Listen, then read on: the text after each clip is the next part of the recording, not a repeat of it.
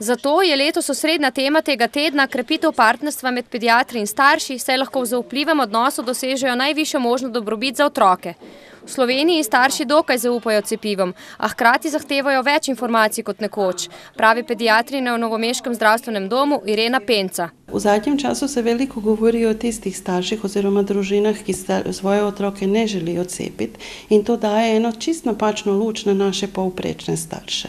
Če mi pogledamo naše rezultate cepljenja, mi imamo našo otroško populacijo precepljeno med 95 in 98%. Cepljenje stane, če gledamo stroškovno, malo v primerjavi s tistim, kar ponuja.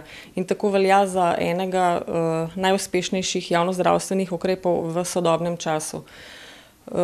Še vedno moramo skrbeti za razvoj novih cepiv in dostopnost cepljenja za vse ljudi, kajti nalezljive bolezni ne poznajo meja, niso lokalni problem, pač pa mednarodni.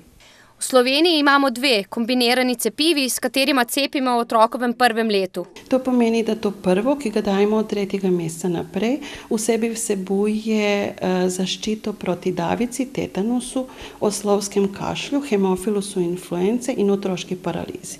To so vse bolezni, ki so prejšnje generacije zelo hudo prizadele in so otroci tudi zaradi tega umirali. Prav zaradi tega je uvedeno to cepljenje.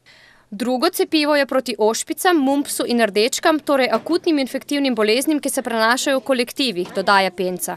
So strokovni argumenti, da je cepljenje učinkovito, varno, predvsem glede na to, če jih primerjamo s kakšnimi posledicami bi se srečali, če otroci ne bi bili cepljeni.